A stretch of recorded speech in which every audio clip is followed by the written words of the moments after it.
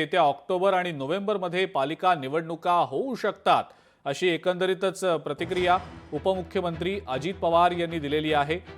कार्यकर्त्यांना निवडणुकीच्या कामाला आणि तयारीला लागण्याच्या सूचना देखील त्यांनी दिलेल्या आहेत। एक शक्यता त्यांनी वर्तवलेली आहे, येत्या ऑक्टोबर आणि नोव्हेंबरमध्ये पालिका निवडणुका होऊ शकतात, असं उपमुख्यमंत्री अजित पवार यांनी कार्यकर्त्यांना निवडणुकीसंदर्भातल्या सूचना देताना सांगितलेलं आहे। आता स्थानिक स्वराज्य संस्थांच्या निवडणुका गेले 3 वर्ष झाली होऊ शकल्या नाही। फेब्रुवारी 2022 ला होणार होत्या, 23 गेलं, 24 गेलं, 25 गेलं, आता 25चा जुलै महिना त्या ठिकाणी सुरू झाला। सुप्रीम कोर्टामध्ये मॅटर होती, सुप्रीम कोर्टाने आता निकाल दिलेला आहे। त्याच्यावर ऑक्टोबर नोव्हेंबरमध्ये ह्या निवडणुका होण्याची दाट शक्यता आहे। बघता बघता दिवस कसे निघून जातील तुम्हालाही कळणार नाही, मलाही कळणार नाही, आणि त्याच्यामुळं वातावरण निर्मिती झाली पाहिजे।